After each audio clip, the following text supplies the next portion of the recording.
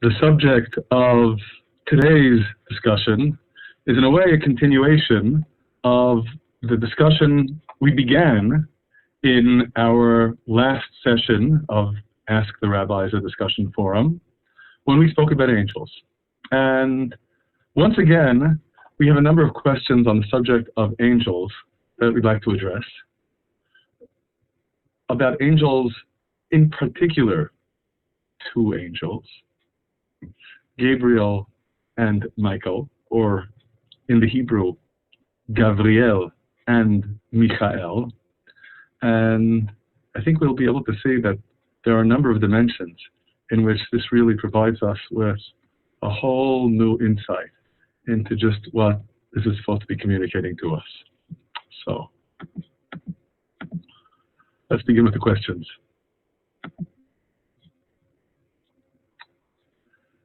More on angels. Are angels' names hidden in this world?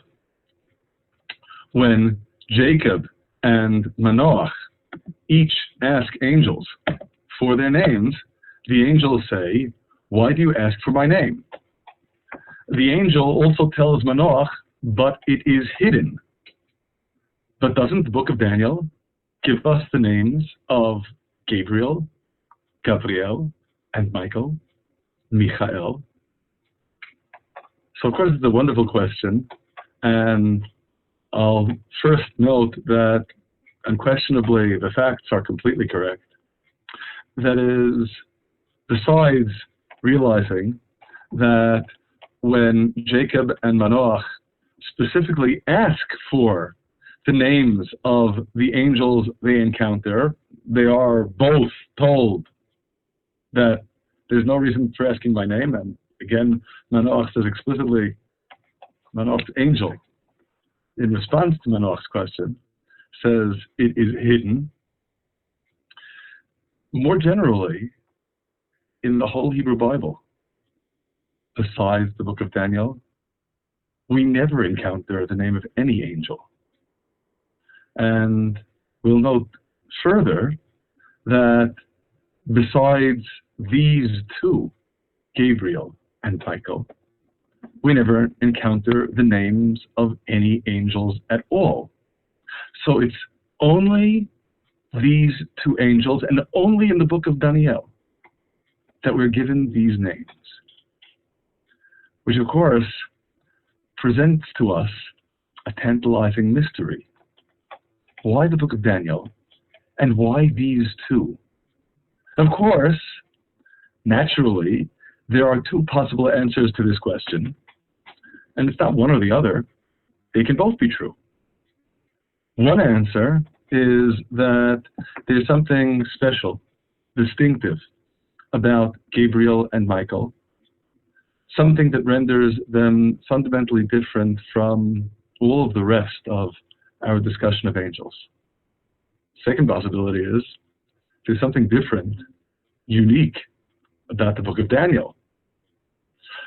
So we're going to, of course, need to return principally to the first aspect, that is understanding what is unique about Gabriel and Michael. And of course, this will also pertain to the second and third questions that we hope to address today. But first, to consider what's unique about the book of Daniel. I'd like to share with you two very visible, obvious observations in this regard. Certainly, observations that are obvious when you study the Bible in its original language. Because the first observation that I feel compelled to share with you is linguistic. That is, you know, the Bible was written in Hebrew, the original holy language, the holy tongue. That's the language through which God communes with the prophets. That's the language in our tradition of creation itself. And so, of course, that's the language of the Bible, right? Well, almost right. There are a number of passages in the Bible that are in a different language. the language of Aramaic. Now, mind you, Aramaic must be a special language since it is a secondary language in the Bible.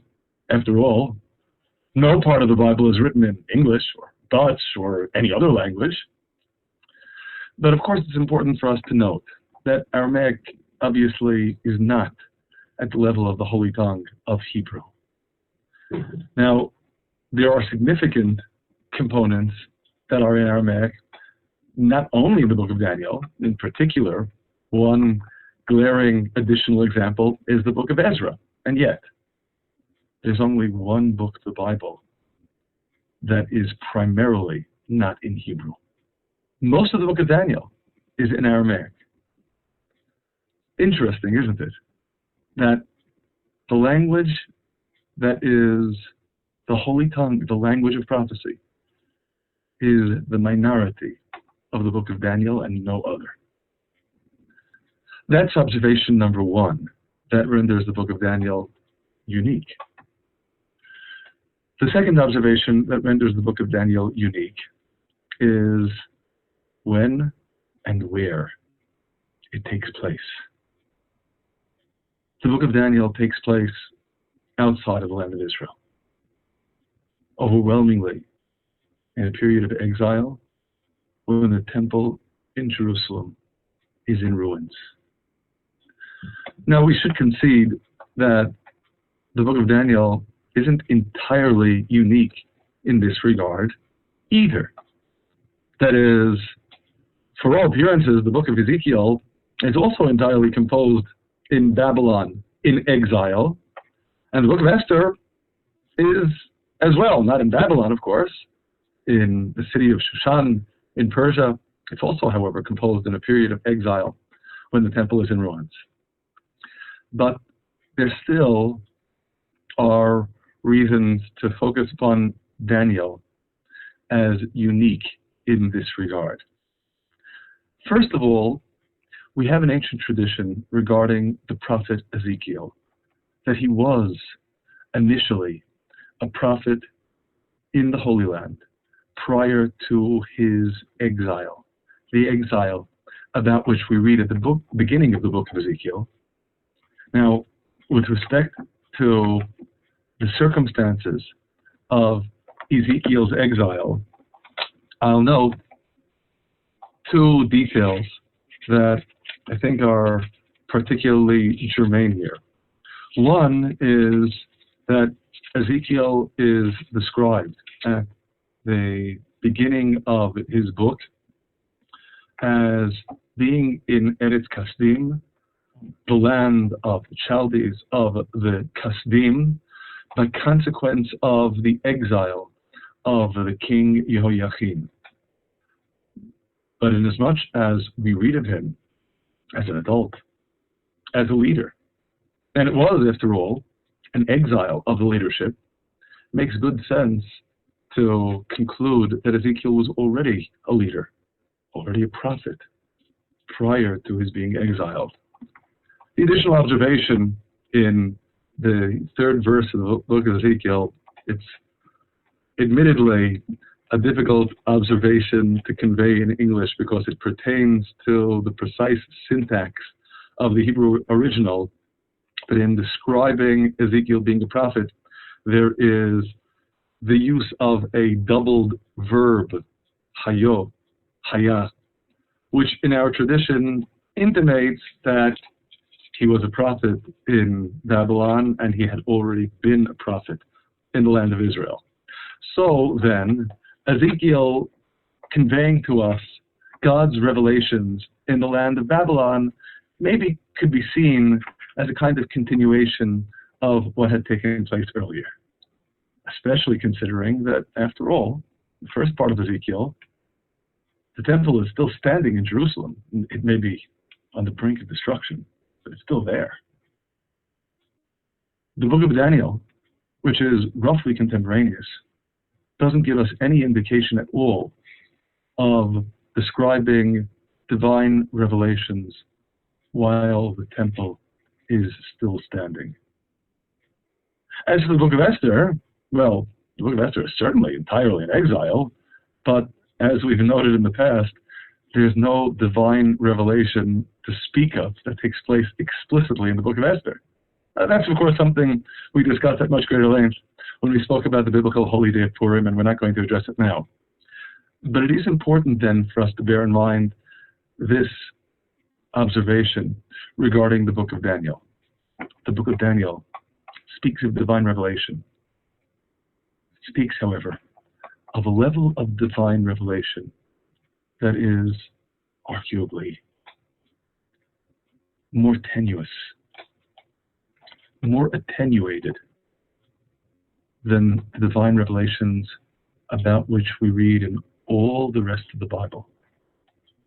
Again, the temple in ruins. Daniel and all of his co-religionists in exile, far away from the Holy Land. I should stress here, with respect to the significance of the Holy Land in this regard, an important lesson that we can glean from the book of Jonah, the prophet Jonah. After all, recall the circumstances at the beginning of the book of Jonah.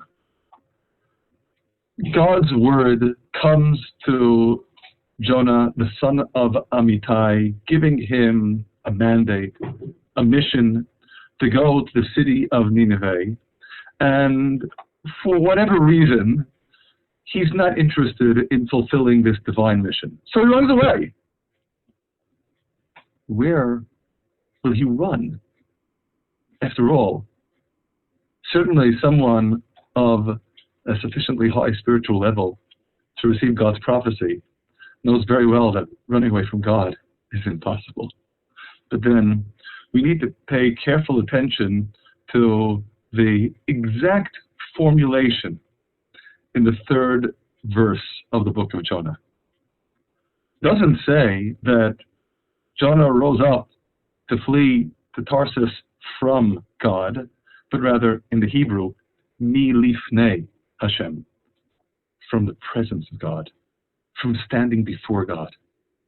Can't run away from God. God is everywhere. But only the Holy Land is considered being in God's presence, being in the land of prophecy, to enable a person to receive that direct communication from God that sends him on a prophetic mission. So, of course, Jonah's solution to avoiding the prophecy that he does not want to fulfill is to run away from the land of Israel, run away from the land of prophecy. Then, of course, he won't have to deal with that divine communication because he won't get it. It's significant to note, God doesn't violate his own rule in this regard.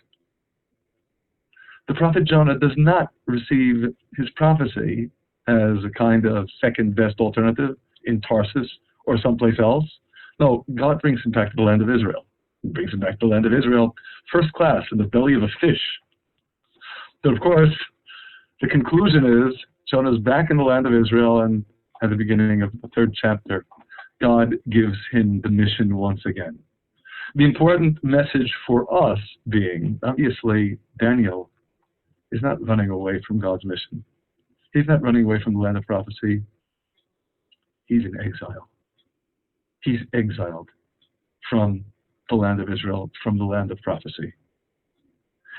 And that, together with our other observations about what makes the book of Daniel unique, guides us to the realization that revelation in the book of Daniel isn't exactly what revelation means in much of the rest of the Bible. That is, again, we'll reiterate, this is a book in exile, a book outside of the land of Israel, and at a time when there is no temple or tabernacle. And again, even if Ezekiel is largely under similar circumstances, the status of Ezekiel may be different. As for the book of Esther, there's no divine revelation of which to speak there. Daniel is written on a different plane. And maybe that's also why Daniel is largely in Aramaic, not the straightforward language of divine communication. Daniel isn't operating at the level of divine communication, not direct messages from God. We never read about God speaking to Daniel directly. Daniel rather is communing with angels. And it's, of course, in that context that we read about these two angels in particular, Gabriel and Michael, and what they signify. I'm stressing this at the outset before we attempt to clarify what the special roles and missions are of these two angels, because in a way, then, this means that the book of Daniel speaks more to us than the divine revelations of which we read in much of the Bible. Because, after all, when we read about explicit divine revelation on a level that goes completely beyond what we can even imagine, we can learn from it, we can get some message, but there's a limit to how much we can really understand. Because, after all, we, like Daniel, live in a time and place when and where direct communication from God is elusive. We live in a time in which God isn't speaking to prophets. Well, as for place, I am, thank God, living in the Holy Land, so I'm living in the land of prophecy. But again, prophecy per se is inaccessible to us today. Likewise in the time of Daniel. So all the more we can strive to learn from the messages he conveys to us. So, of course, on that level, I'll reiterate, we have something of a response to the first question here. That is, as for whether the names of angels are hidden in this world, our answer is yes, they are. And that's why when Jacob and Manoah ask the angels for their names, the angels say, "Why do you ask for my name?" And again, the angel says to Manoah explicitly, it is hidden. And with respect to that hiddenness, maybe the most important key to our understanding is something we observed in our previous session when we spoke more generally about angels. We noted that in the Bible, the most common word for angel is the Hebrew malach. Well, malach means angel, but more generally, malach means messenger. And when the word is used in the Bible, it doesn't necessarily mean a spiritual being. It doesn't necessarily mean a divine messenger in that sense. It can mean any sort of messenger from God. Well, if that's what angels generally are. If angels generally are a representation of God's mission to the world, then of course asking for a name is a meaningless question. After all, the world is always changing. So God's missions in the world are always in flux. So the angels don't have fixed identities.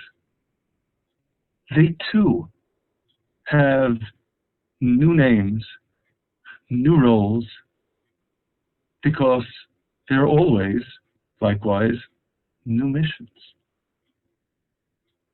So the angels couldn't have responded differently. Why do you ask for my name? The name is fleeting. The name is ephemeral. What endures, of course, is the divine source. For the angels, like the missions, are always in flux. But of course, inevitably, that leads us to, at the very least, conjecture that if we read the names of Gabriel and Michael, we're not speaking of missions that are so readily in flux. We're speaking of an identity that is permanent, that endures. And with respect to the book of Daniel, that clearly has a critical role to play. So it's on that footing that we need to consider just what these two angels, Gabriel and Michael, Gabriel and Michael, represent. And that, of course, particularly brings us to the second question. If angels generally are messengers or manifestations of divine missions, do Gabriel and Michael have special roles? Gabriel comes twice to enable Daniel to understand. And this, of course, is a critical key. Let's consider the context in the book of Daniel and what it tells us about the role of Gabriel for him. In Daniel chapter 8, in verse 16, Daniel says, I heard a man's voice between the banks of Ulai, who called and said, Gabriel, make this man understand the vision. So Gabriel is summoned to enable Daniel to understand. And likewise, in chapter 9, 21, while I was still speaking in prayer, the man, Gabriel, whom I had seen in the vision at the beginning, approached close to me in swift flight about the time of the evening sacrifice, once again, and he made me understand and talked with me. Said, Daniel, I am now come forth to give you skill and understanding. So, at least as a starting point, we clearly have no further to seek. This is the role of Daniel, the significance of Daniel, with Gabriel as his mentor. Gabriel is the one who enables Daniel to understand. And I suspect at this point, it behooves us to stop using the English and switch to the Hebrew name, Gabriel. Gabriel, my might is God. So in effect, then, the identity of Gabriel, the identity of this angel, is my might is God. What is my might, our might, as human beings? What's the greatest asset that God has given us? Isn't it the ability to understand, the wherewithal to know? This is a crucial channel in our striving to come to God, to use our minds, to use our intellects. This is my might is God.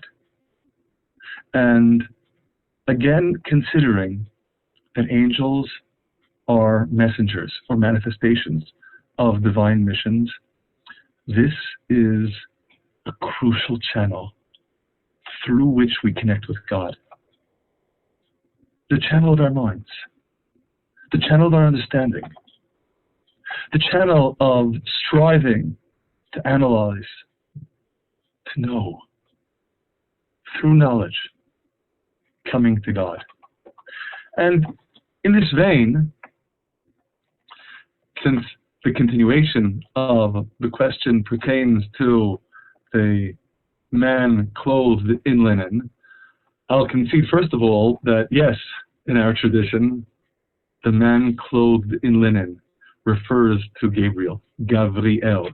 And maybe the best way of expressing that is when we consider in chapter 10 of the book of Daniel, we read in verse 5, I lifted up my eyes and looked, and behold, a certain man clothed in linen, whose loins were girded with fine gold of Uphaz, and so on.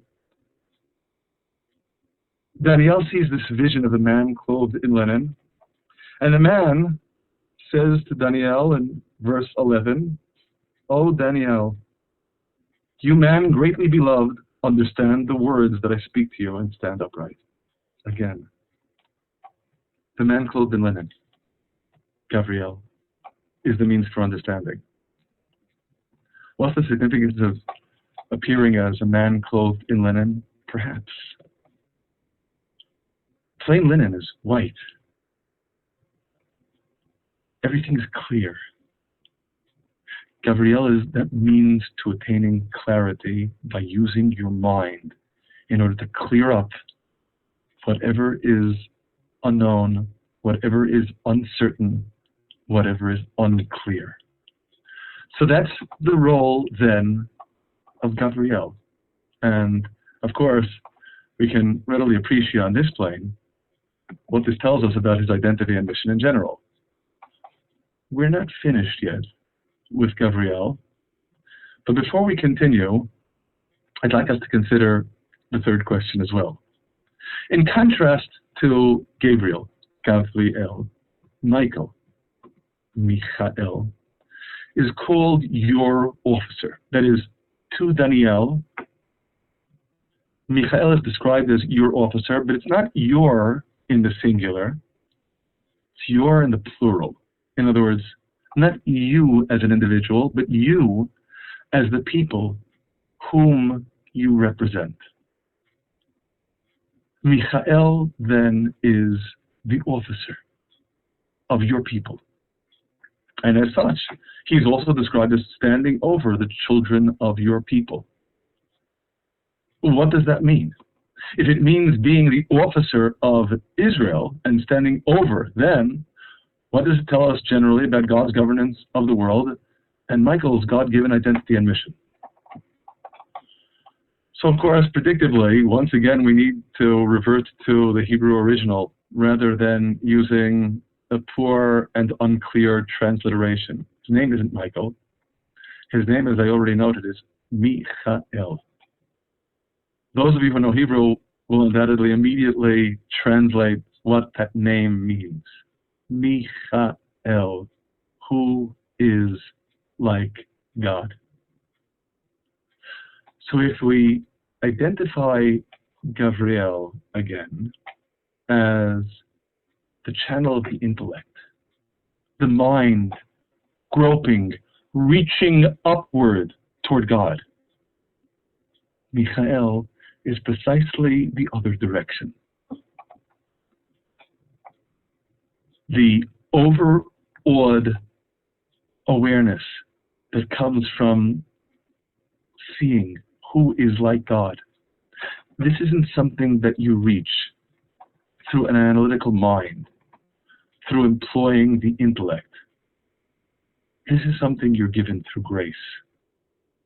God's kindness. God's kindness that enables us to gaze up and see. Not by analyzing, not through our intellect, but simply by being awed into the realization, who is like God? So of course you could appreciate then that Michael and Gabriel have complementary roles. These are both crucial missions. And furthermore, we should stress, these aren't one-time missions. These are missions that are both critically necessary always and for everyone. Because, again, reiterating, Gabriel's mission, enabling us to use our intellects and reaching upwards toward God, that's not something that happens on occasion. That happens all the time. That, after all, is the hallmark of the human condition. God created us with minds, and through our minds, we come to Him. That is, after all, the ultimate application of our God-given intellects. And simultaneously, there's this additional dimension that it's not like we're just groping in the dark, hoping for the best. God reveals Himself to us. It's not, mind you, the clear, direct route of unmediated divine revelation that we find among the other prophets. It's mediated. It's through a channel. The channel is Michael, but the channel is always open. You always have that opportunity to gaze upward and exclaim in overwhelmed awe, who is like God? That's the role of Michael. And returning on this note to the observation that's undeniable in the book of Daniel, that again, Michael is called your officer of Israel, standing over the children of your people. What's the connection? What specifically is the role of Michael with respect to Israel? This is something that I think is so self-evident to all sincere students of the Bible that it's almost superfluous for me to make the point. But I'll make it anyway, granting that I'm sure this is obvious to us all. The role of Michael is indeed one that parallels the role of Israel in the world. As expressed in Isaiah, Israel is summoned to be a light of the nations. As we discussed on many occasions in the past, the role of Israel is not to be God's only child. Rather, as Moses expresses it to Pharaoh in Exodus chapter 4, verse 22, Israel is God's firstborn. Israel is summoned to open the womb of humanity for all those who follow. Israel then has the role of projecting, introducing God to all nations, so that ultimately all nations will know God. Well, that means that what Israel does, as it were, on a national plane, is precisely what, in this cosmic channel sense, Michael signifies. Because isn't that what Michael represents? Engendering in us all that universal realization, who is like God? Well, that's precisely the task that is given to Israel, to engender among all nations that realization, that recognition, who is like God. So Michael then is described in association with Israel, your officer, standing over the children of your people, because after all, Michael represents the mechanism through which that happens. So again, to summarize, these two divine officers, these two angels, are like all angels, messengers, like all angels, representations of divine missions, but they don't change. They are always the representations of missions that are forever, because so long as there are human beings, there is a need for us to turn to God through these two channels that are respectively represented by Gabriel and Michael. The channel of reaching upward through our minds, the channel of God, as it were, reaching down to us through His grace and through His kindness. Those are forever. And that then is the first dimension that I feel compelled to share with you in our appreciating what Gabriel and Michael, or again, more precisely, Gabriel, my might is God, and Michael, who is like God, signify in the world. But there's an additional dimension. And I feel compelled to share with you this additional dimension, even though it's a much more difficult dimension to grasp and a much more troubling dimension to consider. And that is in the same vein that we read about the man clothed in linen in the book of Daniel? What the man clothed in linen signifies in the book of Ezekiel? In chapter 9 of the book of Ezekiel, we read, beginning in verse 2, "And behold, 6 men came from the way of the higher gate which lies toward the north, and every man a slaughter weapon in his hand. And one man among them was clothed in linen, with a writer's inkwell by his side. And they went in and stood beside the brazen altar. And the glory of the God of Israel had ascended from the cherub on which it was to the threshold of the house. And he called to the man clothed in linen who had the writer's inkwell by his side, and God said to him, Go through the midst of the city, through the midst of Jerusalem, and set a mark upon the foreheads of the men who sigh and who cry on account of all the abominations that are done in her midst. And to the others he said in my hearing, Go after him through the city and strike. Let not your eye spare, neither have pity. Slay utterly old and young, both maid and little children and women. But come not near any man upon whom is the mark. Utter destruction. So, of course, on the one hand, the man clothed in linen, Gabriel, is the one who marks those who are to be spared.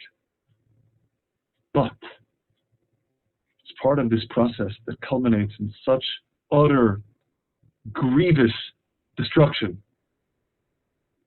The prophet himself exclaims in verse 8, While they were slaying them, and I was left, that I fell upon my face and cried and said, Ah, God, O Lord, will you destroy all the remnant of Israel in the pouring of your fury upon Jerusalem? This is also Gabriel. My might is God. Terrifying might. Awesome, awful might. And again, I'll reiterate, even though Gabriel is the one to put the mark of those who will be spared, first of all, it's part of this horrific punishment. And second of all, you recall back in verse 2, when we read about the 6 men, angels, who go forth in the city, every man a slaughter weapon in his hand.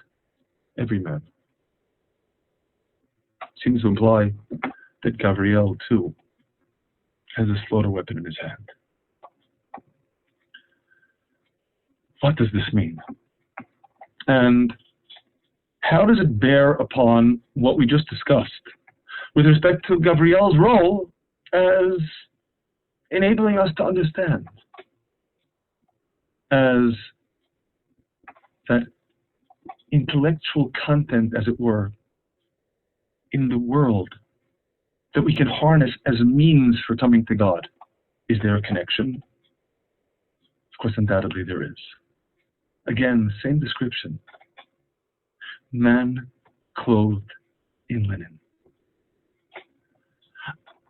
I submit to you that we can understand this on at least 2 levels. And I admit, they're both kind of deep. Level number 1 is precisely that aspect that Gabriel signifies, the intellect that enables us to come to God, that makes us precisely into responsible human beings. We're not dumb animals. We have the wherewithal to know and to know right from wrong. And thus, on the one hand, to be rewarded when we do what's right, but of course, on the other hand, to be punished when we do what's wrong. So this aspect that specifically pertains to our being able to reach up to God, that's Gabriel. Michael, so to speak, is God coming down to us. Gabriel is what empowers us to reach up to God. It's a tremendous gift. But it's a gift that comes together with responsibility. We need to use this gift appropriately indeed in coming to God. When we fail to do so, the results are devastating. That's maybe the first connection. I think there's an additional, more subtle aspect, and maybe that more subtle aspect pertains more directly to being clothed in linen. We noted already that clothed in linen implies getting to that clarity that the intellect enables us, of course, to attain, to clearly know what is and what is not, to clearly draw boundaries. That ability to clarify, that ability to analyze is likewise the basis of judgment. Consider that, as we've had occasion to note in the past, in Hebrew, every verb associated with rendering judgment, with reaching a verdict, means break, tear, rend, separate, because that's what judgment always is. Judgment is the ability to analyze and draw distinctions, to say this as opposed to that. Well, judgment then is necessarily a consequence of the operation of intellect, the ability to understand. So it is the same Gabriel charged with enabling Daniel to understand, serving as the channel through which each of us strives to understand, represents judgment as well. First of all, again, because if we have it in mind, we are responsible and liable to be judged. And second of all, again, on this deeper plane, the man clothed in linen clarifies all uncertainty. The man clothed in linen also clarifies this uncertainty. Who is in the right? Who is in the wrong? Who is judged favorably? And who is indicted and punished? That's also part of the identity of Gabriel. And likewise, in keeping with this complementarity, just consider then what the role of Michael is. We already said it. God's grace, God's kindness. To be able to witness that kindness in the world doesn't come from our searching with our intellects. It comes from God in His kindness, in His grace, reaching down, as it were, to us. So both of these dimensions are there. The same kind of complementarity that we discussed at the outset, our reaching up to God and God reaching down to us. We could also express in terms of the harsh judgment of responsibility and the love, the grace, the kindness of God on the other hand.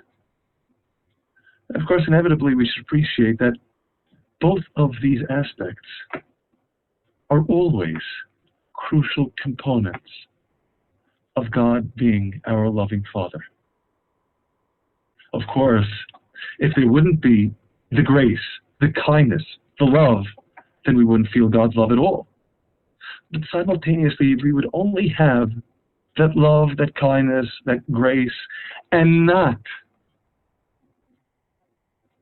that judgment that derives from our having an intellect and being able to come to God,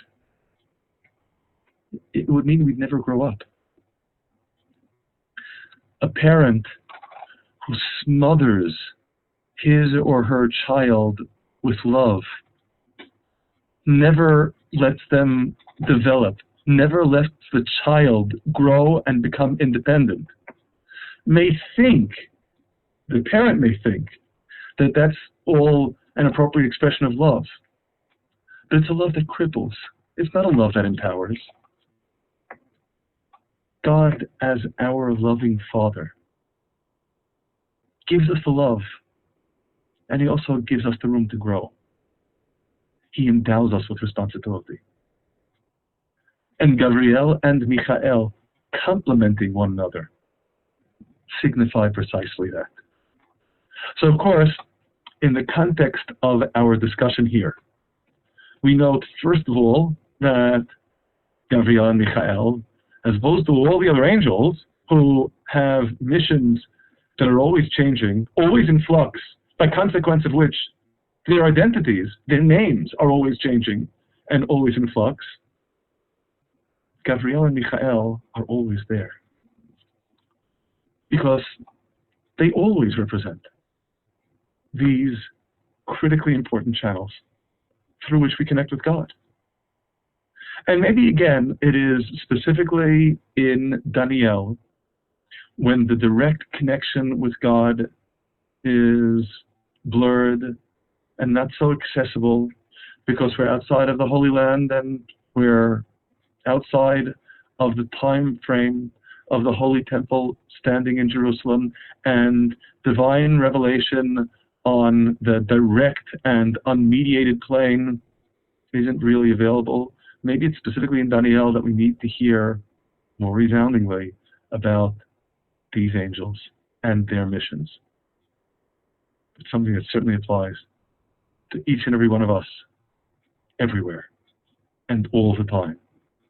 And on that note, I'd like to share with you one final thought that comes from, admittedly, a completely different place in Scripture.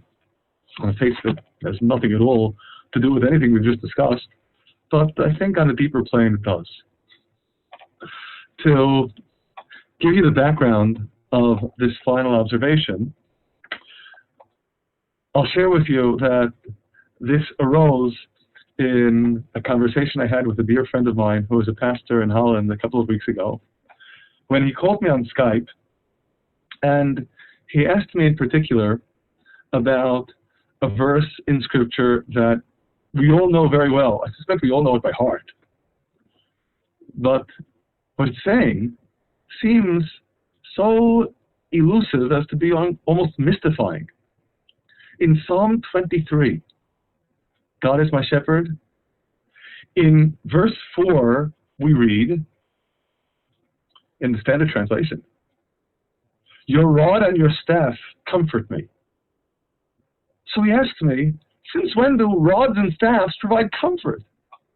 Don't rods and staffs serve as instruments of punishment?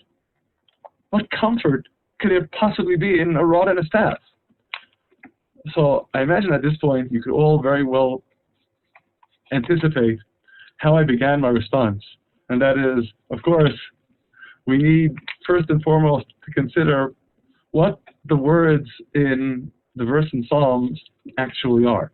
Because, as of course you know very well, Psalms don't speak about staffs or rods because the book of Psalms is in Hebrew. In the Hebrew, we read, Shivtecha u'mish'antecha hema yenachamuni. Your shevet and your mish'enet comfort me. Now, shevet and mish'enet are being translated as rod and staff, but we need to appreciate precisely what they mean, what they signify. And maybe the best way of doing that, always, is to consider how these words appear elsewhere in Scripture. So to start with the second of these terms, the mish'enet.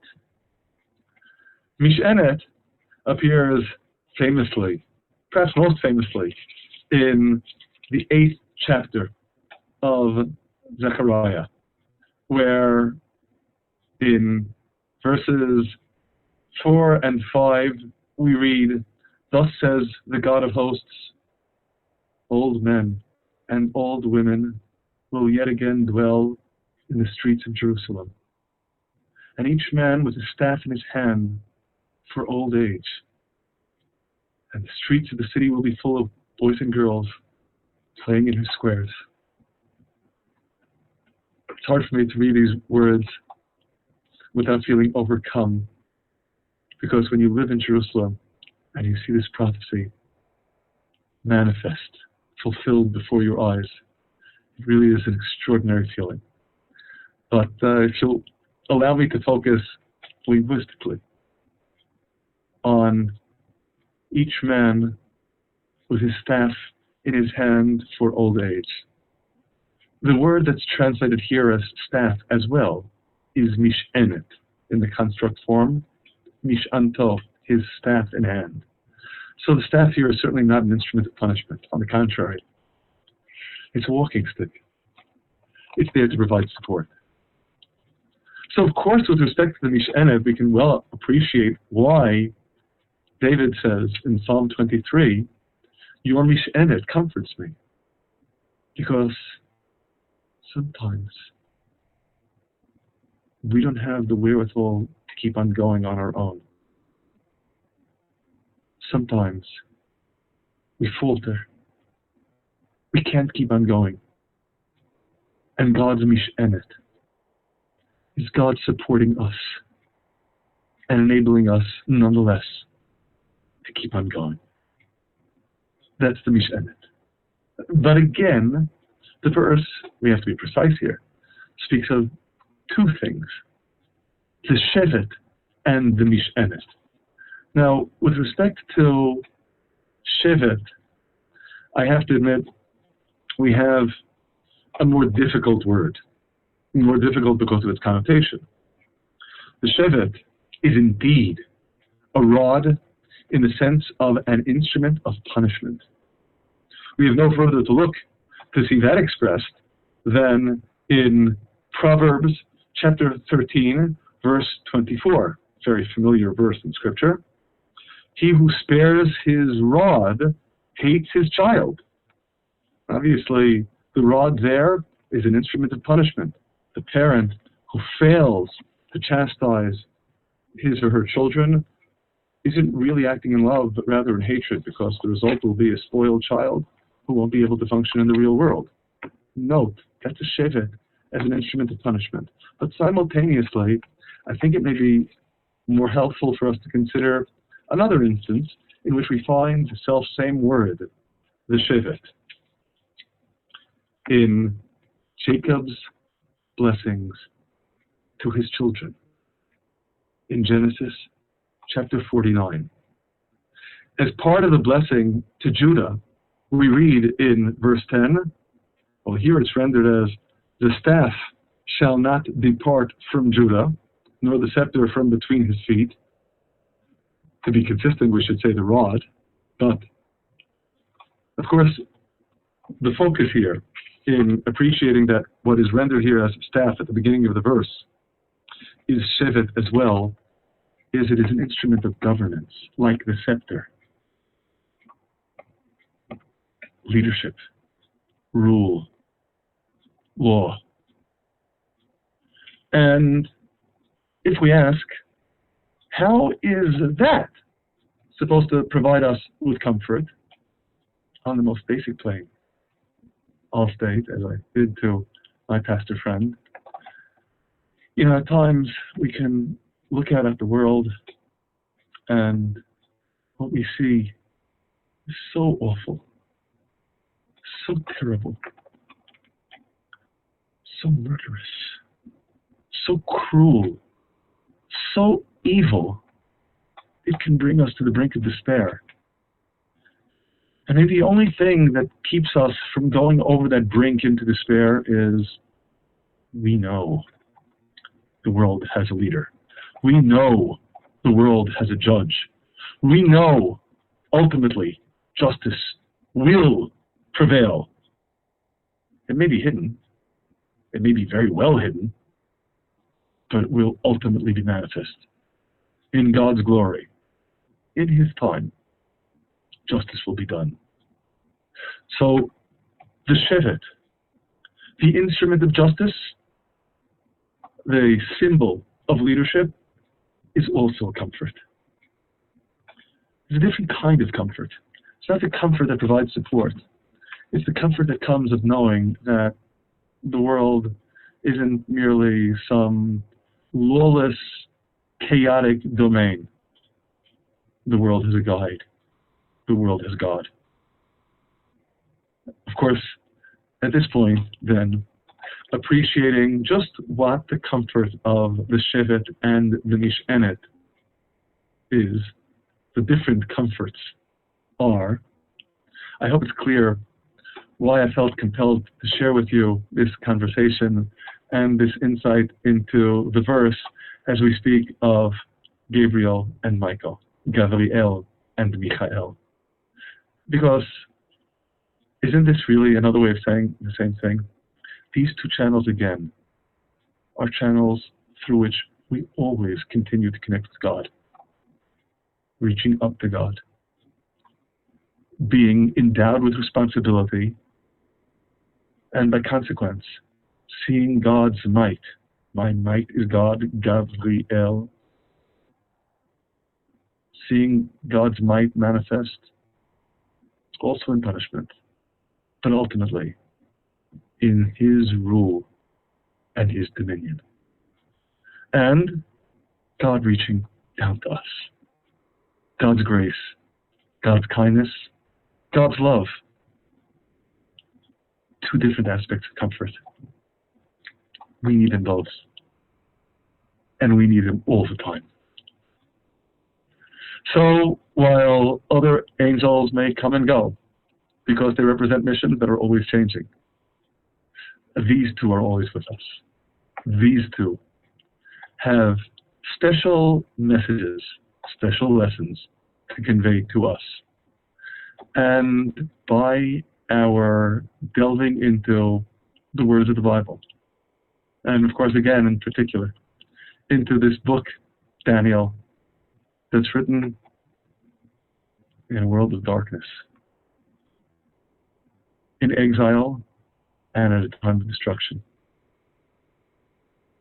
we're able to glean a message that speaks to us too. In so many ways, we may so often feel too that we live in a world of darkness and destruction. But this comfort is always with us.